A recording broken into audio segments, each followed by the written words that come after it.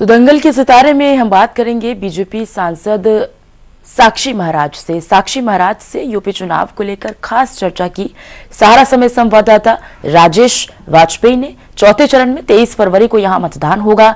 साक्षी महाराज की माने तो इस बार 2017 जैसा ही परिणाम बीजेपी के लिए आने वाला है और इस बार भी 325 से ज्यादा बीजेपी के विधायक चुनकर आएंगे और प्रदेश में एक बार फिर से डबल इंजन की सरकार बनेगी। क्या कुछ कहा साक्षी महाराज ने, देखते हैं इस स्पेशल रिपोर्ट में। उन्नाव जिले में चौथे चरण के तहत 23 फरवरी को मतदान होगा। आज न सिर्फ उन्नाव जिले के बल्कि पूरे भारतवर्ष के मेंबर ऑफ पार्लियामेंट जिनका नाम, जिनका व्यक्तित्व, जिनकी छवि किसी परिचय की मोहताज नहीं है, ऐसे योगी पुरुष साक्षी महाराज इस समय अपने साक्षी धाम में मौजूद हैं। सीधे चलते हैं, उनसे बात करते हैं कि जो 23 फरवरी को जो चुनाव होने जा रहा है और अब तक जहां 2 चरणों में मतदान हो चुका है, वहां की भाजपा को लेकर के क्या स्थिति रही है और आगे चल कर के जो चरण बाकी हैं उनमें भाजपा की क्या स्थिति रहेगी। सीधे पहला सवाल यहीं से उठाते हैं कि 2017 और 2014 की तुलना में 2022 का चुनाव भारतीय जनता पार्टी के लिए कैसा साबित होगा, इसको लेकर के हम विस्तार पूर्वक चर्चा करेंगे। महाराज जी, सीधा सवाल है कि 2014 और 2017 जो एक मोदी लहर थी, क्या 2022 में उस तरह की लहर आपको दिखाई पड़ रही जनता के बीच में? 2014-2017 में जो मोदी लहर थी, 2022 में मोदी के नाम की सुनामी बन गई है।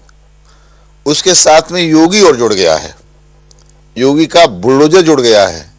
माफियों के खिलाफ जो कार्रवाई की गई है वो सारी बातें जुड़ गई हैं और जन विश्वास जुड़ गया है। योगी मोदी की जुगल जोड़ी पर जनता का विश्वास इतना अटल हो गया है कि आज के समय में जनता किसी की सुनने वाली नहीं है। केवल गांव देहात में आप भी इसका प्रयोग कर सकते हैं। गांव देहात में अगर आप जाएं, देखें तो जनता मोदी और योगी के अलावा किसी को सुनने के लिए तैयार नहीं है। महाराज जी, अगर हम उत्तर प्रदेश की बात करते हैं तो अभी 2 दिन पहले समाजवादी पार्टी के राष्ट्रीय अध्यक्ष अखिलेश यादव ने एक जनसभा में कहा कि भारतीय जनता पार्टी का जो छोटा नेता है वो छोटा झूठ बोलता है, जो बीच का नेता है वो थोड़ा और बड़ा झूठ बोलता है, लेकिन जो सबसे बड़ा नेता है वो सबसे बड़ा झूठ बोलता है। भारतीय जनता पार्टी का छोटा बड़ा मध्यम नेता कोई नहीं होता। भारतीय जनता पार्टी में सब कार्यकर्ता होते हैं और एक साधारण से व्यक्ति से लेकर के मोदी तक भारतीय जनता पार्टी के कार्यकर्ता हैं और ये सारे के सारे कार्यकर्ता राष्ट्र के लिए राजनीति करते हैं, राष्ट्र के लिए समर्पित रहते हैं। झूठ बोलना तो समाजवादी पार्टी की आदत में है। भारतीय जनता पार्टी का हर कार्यकर्ता रघुकुल रीत सदा चले आई, प्राण जाए पर वचन जाई। हम जो कहते हैं वही करते हैं। इसलिए 14 में जो हमारा संकल्प पत्र था उससे बढ़कर के हमने काम किया। 17 में उत्तर प्रदेश में हमारा संकल्प पत्र था, उससे ज्यादा हमने काम किया और आज फिर हम संकल्प पत्र लेकर के आए हैं, उससे ज्यादा हम करने वाले हैं। लेकिन मुझे लगता है झूठों को नजर आते हैं सभी झूठे। महाराज जी, एक बात बड़ी कौतूहल वाली है कि आप उत्तर प्रदेश के एटा जिले के मूल निवासी हैं। आप अपना पहला चुनाव लड़ते हैं मथुरा से और बहुत भारी मतों से वहां से चुनाव जीतते हैं। उसके बाद फिर जनपद फर्रुखाबाद में आते हैं, वहां से आप 2 चुनाव लड़ते हैं, वहां पर भी आपकी लोकसभा में बहुत बड़ी जीत होती है। उसके बाद 2014 और 2019 में आप उन्नाव लोकसभा से चुनाव लड़ते हैं और यहाँ पर अपने विरोधी प्रत्याशियों की जमानत तक जब्त करा देते हैं। ये आपकी लोकप्रियता के पीछे क्या है? रहने वाले आप हैं एटा के और जहाँ आप जाते हैं वहीं आप विरोधियों की जमानतें जब्त करा देते हैं। तो इतनी बड़ी लोकप्रियता कैसी है? और अगर लोकप्रियता इतनी बड़ी है तो मोदी सरकार में आपको मंत्री क्यों नहीं बनाया गया? और आपके इस प्रश्न का उत्तर तो बड़ा जटिल है। मैं स्वयं कभी अकेले में इस प्रश्न का उत्तर ढूंढता हूं, मिलता नहीं। जब मेरी प्रथम बार मथुरा से टिकट हुई तो माननीय अटल जी मेरा बहुत सम्मान करते थे। उन्होंने कहा मथुरा ठीक नहीं है, आप मत लड़िए, यहाँ मेरी जमानत जब्त हुई है। लेकिन संघ विचारधारा के लोग, आरएसएस के लोग, सभी लोग, हम लोग आंदोलन लड़ रहे थे तब अयोध्या का, और अयोध्या में कम्युनिस्ट पार्टी के मित्र सेन यादव एमपी हुआ करते थे। तो लक्ष्य ये था कि अयोध्या, मथुरा, काशी 3 जगह हमारे एमपी होना चाहिए। तो मैं संगठन की चॉइस पर, इच्छा पर मैंने संकल्प कर लिया कि मैं मथुरा ही लड़ूंगा। भगवान मैंने आंखों से तो नहीं देखा, पर मैं भगवान को नित्य अपने संग देखता हूं। मथुरा में तो भरतपुर के राजा विश्वेंद्र सिंह मेरे खिलाफ लड़ रहे थे, 60-70 गाड़ी लेके चलते थे। मुझे आज भी याद है, मेरे पास एक टूटी सी गाड़ी थी, PGI 5766 एमस्टर, उससे मैं चुनाव लड़ता था। आप जैसे पत्रकार पूछते थे कि मजाक करने आए कि चुनाव लड़ने आए? मैं कहता मैं चुनाव लड़ने के लिए आया हूं। और भगवान की कृपा, आपके प्रश्न का उत्तर मैं आज तक नहीं ढूंढ पाया कि राजा विश्वेंद्र सिंह की जमानत जब्त हुई थी और मैं वहां से भारी मतों से विजयी हुआ था, जबकि वहां जाति समीकरण नहीं था। जिस वर्ग से मैं संत हूं, जाति में विश्वास नहीं रखता, पर जिस वर्ग से आता हूं उसके हम 15-20 हजार वोट भी नहीं थे। वो तो बागपत से भी ज्यादा जाट है, वहां पर क्षत्रिय हैं, ब्राह्मण हैं, पर सबने इस तरह दिल खोल के वोट दिया कि राजा की जमानत जब्त हुई और मैं भारी मतों से विजयी हुआ। उसके बाद अटल जी ने कहा कि फर्रुखाबाद में सलमान खुर्शीद विदेश मंत्री को कोई नहीं हरा सकता।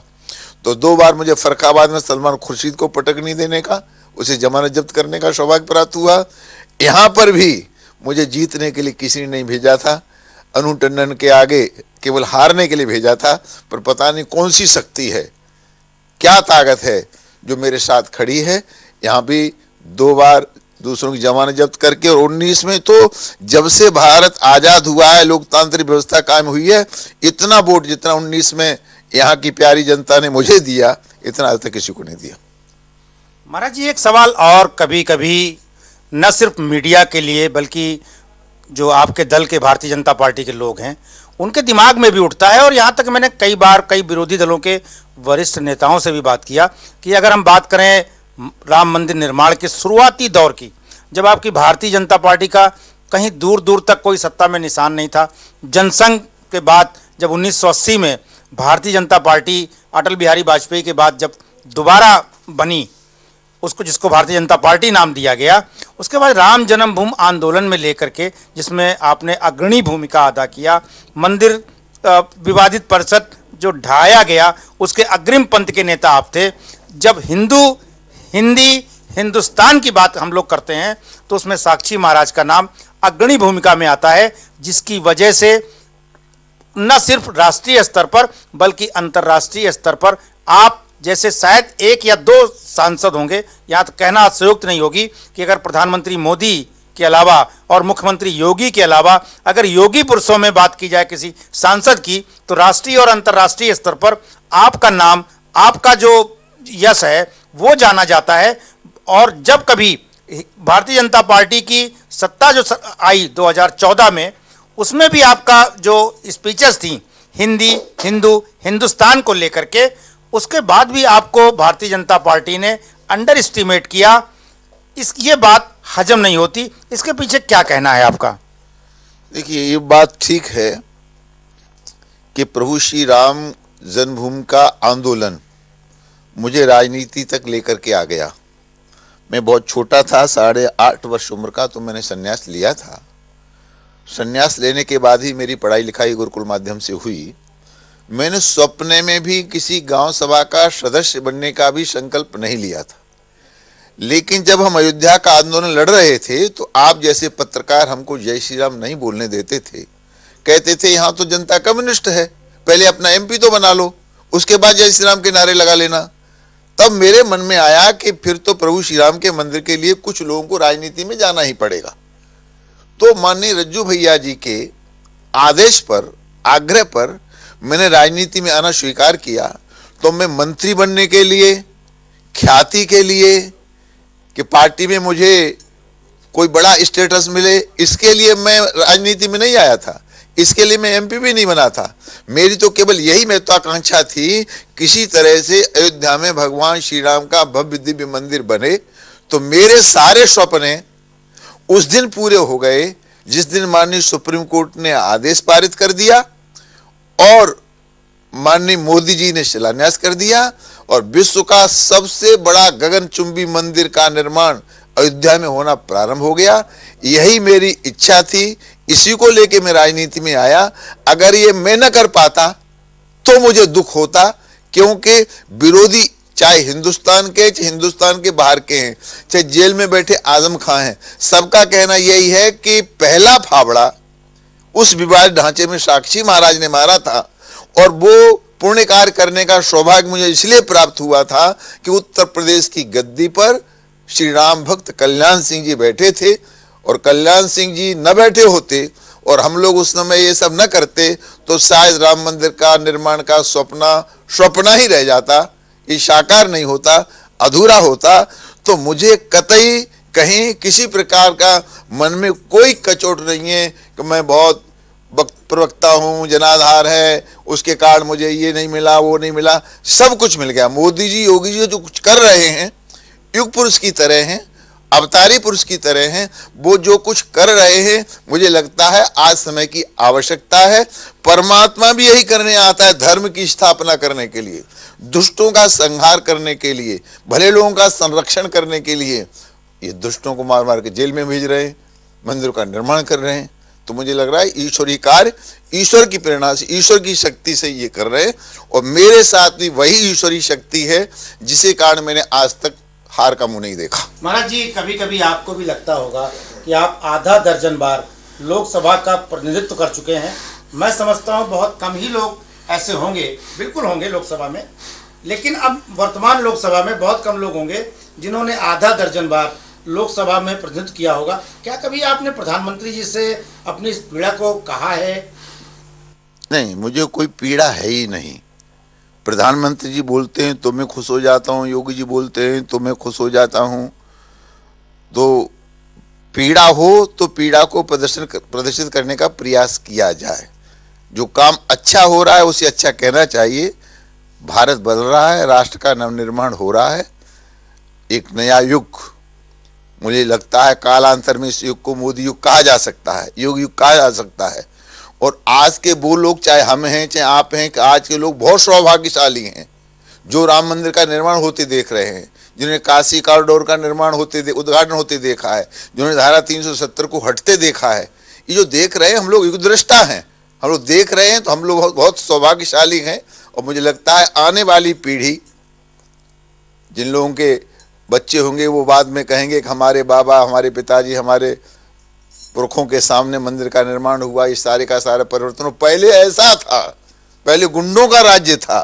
तो पहले की स्थिति में और आज की स्थिति में लोग तुलना करेंगे और आज भी कर रहे हैं। आप किसी गांव में चले जाइए, किसी गांव में जाके लोगों से पूछिए, वो किसी की बात सुनने के लिए तैयार नहीं है। योगी और मोदी का जादू सिर चढ़ के बोल रहा है। महाराज जी, एक सवाल और जनता बड़ी उत्सुकता से पूछती रहती है आपस में कि आप एक बड़ी पीठ के पीठाधीश्वर हैं, आप वहाँ के जो है बहुत बड़े संत हैं, गुरु हैं, आपके लाखों के संख्या में जो चेले हैं वो न सिर्फ उत्तर प्रदेश में बल्कि झारखंड में, बिहार में और कई अन्य प्रदेशों में हैं। आपके तमाम जो पीठ हैं इन तमाम प्रदेशों में स्थित हैं और इधर आप जनता के बीच में अपनी जहाँ लोकसभा क्षेत्र है वहाँ की जनता में भी आप काफ़ी सक्रिय रहते हैं। तो इन पीठ और जनता के बीच का जो आपका लोकसभा क्षेत्र है, इन दोनों में आपकी सक्रियता में तारतम्य कैसे आप बिठालते हैं कि आप उसको भी संभालते हैं और यहाँ जनता की भी देखभाल करते हैं? ये जरा बताइए विस्तार से। राजेश जी, बिल्कुल सीधी सी बात है कि ये प्रश्न जो आपने मुझसे किया, ये माननीय मोहन भागवत जी ने मुझसे किया कि आप इतने बड़े धर्माचार्य होने के साथ साथ आचार्य महामंडल होने के बाद, इतने पीठों के पीठाधिपति होने के बाद, क्या आपको असहज स्थिति नहीं महसूस होती है राजनीति में? तो मुझे असहज स्थिति इसलिए नहीं महसूस होती कि प्रधानमंत्री से लेकर के मुख्यमंत्री से लेकर मेरी पार्टी का हर बड़े से बड़ा पदाधिकारी एक तो मेरा सम्मान करता है, ये पार्टी भगवा पार्टी है और साधु का सम्मान करना जानती है, ध्वज का सम्मान करती है। दूसरा जो वोटर है हमारा, वो वोटर भी हमको, हमने माननीय मोहन भाई जी से कहा जितने लोग आपको गुरुजी कहते हैं उससे ज्यादा हमको लोग गुरुजी हमारे क्षेत्र में कहते हैं। तो लोग सम्मान करते हैं और मैं सेवा करता हूं। तो मुझे नहीं लगता कि मैं पीठ पर बैठा हूं कि यहां बैठा हूं। पीठ पर बैठ करके भी वही काम करता हूं धार्मिक, और यहां बैठकर भी धर्म की बात करता हूं। यहां बैठ के मैं रामायण की कथा सुनाऊंगा। मेरा एक भी प्रवचन ऐसा नहीं हुआ जिसमें कोई गीता का श्लोक न हो, कोई रामायण का की चौपाई न हो, कोई दोहा न हो। तो मैं जो पीठ पर बैठ करके समाज की सेवा करता हूं, वही राजनीति में बैठ के समाज की सेवा करता हूं। जैसे वहां मेरा सम्मान होता है वैसे यहां मेरा सम्मान होता है। कदाचित राजनीति में जैसे नेताओं के कपड़े खींचे जाते हैं, अगर स्थिति मेरे साथ होती तो मैं जरूर असहज होता, लेकिन मुझे लगता है कि मेरा संत जो स्वभाव है उसके अनुरूप ही मुझे अपने वोटर मिले हैं, देवतुल्य कार्यकर्ता मिले हैं। तो मुझे सहज स्थिति ही दिखाई देती है। मैं कभी भी अपने को असहज रूप में देख ही नहीं पाता हूं।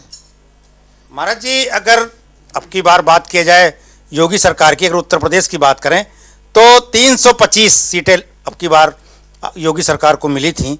इस बार का चुनाव अगर जो होने जा रहा है प्रदेश में 7 चरणों में, तो उसको लेकर के आप कहां तक आशा रखते हैं कि अब की बार क्या स्थिति बनेगी? मैं सबसे अलग मत रखता हूं। लोग कयास लगा रहे हैं 2 से आ जाएंगे, 2 से 4 आ जाएंगे, 25 आ जाएंगे, लेकिन 2017 में अखिलेश यादव मुख्यमंत्री थे। यहीं बुला बुला करके बीडीसी को, प्रधानों को, कोटेदारों को हड़काया जा रहा था। लेकिन आज स्थिति ये नहीं है। आज तो योगी जी जिंदाबाद हैं, योगी जी का बुलडोजर जिंदाबाद है, मोदी जिंदाबाद है। मेरा दिल करता है कि भारतीय जनता पार्टी 2017 के अपने रिकॉर्ड को स्वयं तोड़ेगी और इस बार भी 300 पार। तो ये थे उन्नाव के सांसद साक्षी महाराज जी, जिनसे सहारा समय ने हर पहलू को लेकर के बात किया, न सिर्फ उनके व्यक्तिगत जीवन के बारे में बल्कि उनकी राजनीतिक जो उनका पूरा कैरियर है उसको लेकर के खुल करके बातचीत की। कैमरा पर्सन अंशु पांडे के साथ राजेश वाजपेयी, सहारा समय, उन्नाव।